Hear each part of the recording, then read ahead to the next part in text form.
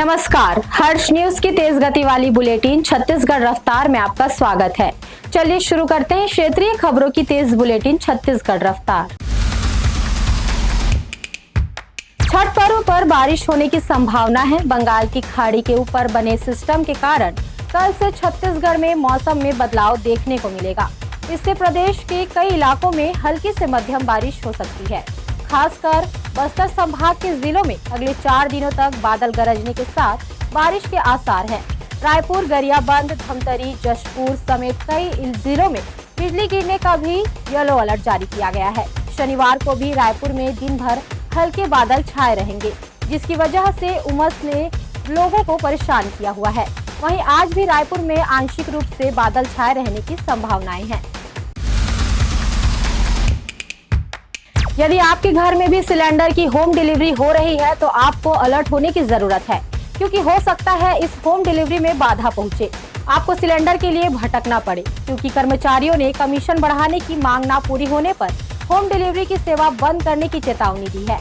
HPCL, BPCL और Indian oil की gas वितरण कमीशन न बढ़ाए जाने से नाराज है और विरोध प्रदर्शन कर रहे हैं।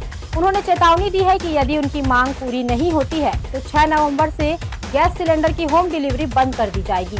इसमें ग्राहकों को समय पर सिलेंडर नहीं मिलेगा, जिससे उनकी परेशानी बढ़ेगी। छत्तीसगढ़ की समृद्ध लोक संस्कृति और परंपराओं को संरक्षित करने के उद्देश्य से छत्तीसगढ़ी समाज द्वारा आयोजित सुआ नाच महोत्सव प्रतियोगिता का आयोजन 25 और 26 अक्टूबर को देवकीनंदन दीक्षित सभागार में मैदान में किया जा रहा है।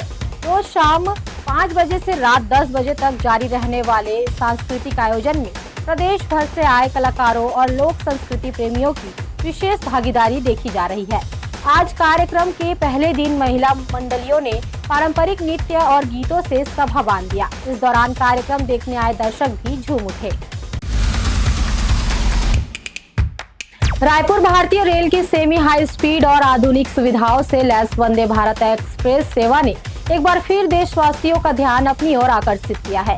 छठ पर्व के अवसर पर नई दिल्ली और पटना के बीच चलाई जा रही अनेक विशेष गाड़ियों में से एक वंदे भारत एक्सप्रेस भी शामिल है, जिसमें यात्रियों को छठ पर्व की भावना से डुबा दिया है।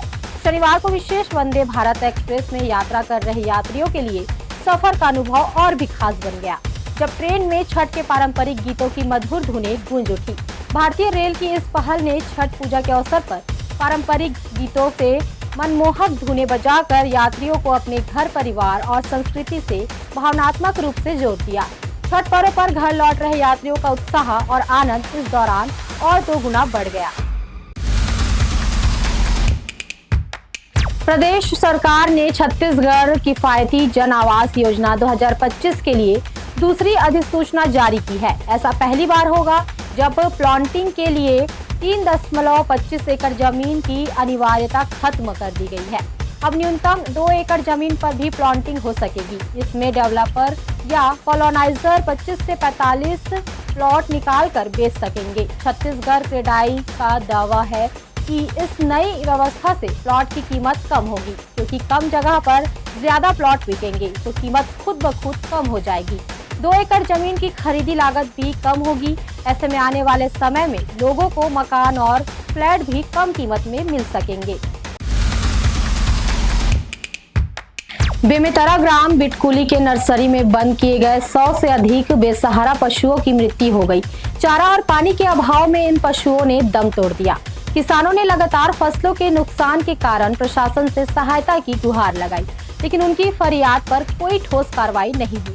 अंततः ग्रामीणों ने बेसहारा पशुओं को घेरकर नर्सरी में बंद कर दिया, जिसके परिणाम स्वरूप अब तक मिली जानकारी के अनुसार लगभग 100 पशुओं की मृत्यु हो चुकी है।